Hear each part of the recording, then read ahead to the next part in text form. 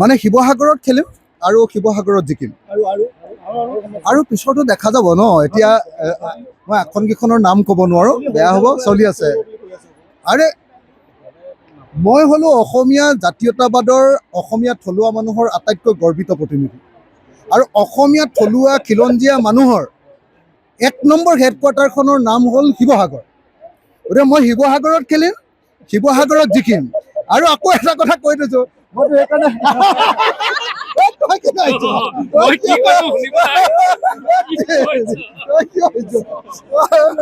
শিৱসাগৰত খেলিম, শিৱসাগৰত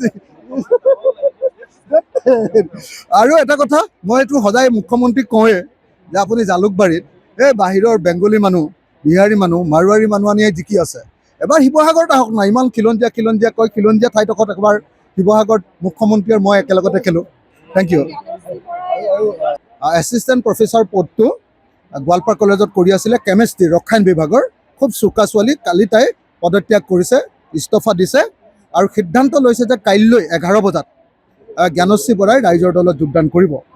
এইটো আমাৰ সমগ্ৰ অসমীয়া জাতিৰ কাৰণে এটা গৌৰৱৰ বিষয় যে শিক্ষিত, সৎ, নিষ্ঠাৱান আৰু অতি প্ৰতিভাশালী এনেকুৱা যুৱ প্ৰজন্ম এনেকৈ ৰাজনীতিৰ প্ৰতি আকৰ্ষিত হৈছে। মই জ্ঞানশ্ৰী বৰাৰ লগত কথা পাতি আছোঁ ঘনে ঘনে। জ্ঞানশ্ৰী মোৰ ভণ্টি, তাইক এইবাৰ ইলেকশ্যনত উঠে নে নুঠে সেই কথাটো মই এতিয়াই ক'ব নোৱাৰোঁ, কিন্তু তাইৰ লগত আজি ৰাতি আমি যাম। এতিয়া ইয়াৰ পৰা মুখ্যমন্ত্ৰীৰ প্ৰগ্ৰেমৰ কাৰণে ৰৈ আছিলোঁ। মুখ্যমন্ত্ৰীৰ প্ৰগ্ৰেম শেষ কৰি এতিয়া গুৱাহাটী যাম, জ্ঞানশ্ৰীৰ লগত কথা পাতিম আৰু জ্ঞানশ্ৰীৰ লগত কথা পাতি তাইক যেনেকুৱা ভূমিকা পালন কৰিব খোজে ৰাজনীতিত, তেনেকুৱা ভূমিকাৰ কাৰণে তাইক মই আদৰণি জনাম। আমি ৰাইজৰ দলে যেতিয়া চৰকাৰলৈ আহিম, অৰুণোদয়টো আমি এতিয়া কিছুমান মহিলাক দিছে, আমি তেতিয়া 100% মহিলাক দি দিম। চাকৰি নথকা 100% মহিলা, নিজৰ চাকৰি নথকা 100% মহিলাক দি দিম, 1 নম্বৰ। আৰু বৰ্তমান অৰুণোদয় 1250 টকা দি আছে, আমি চৰকাৰত আহিলে 3000 টকাকৈ অৰুণোদয় দিম।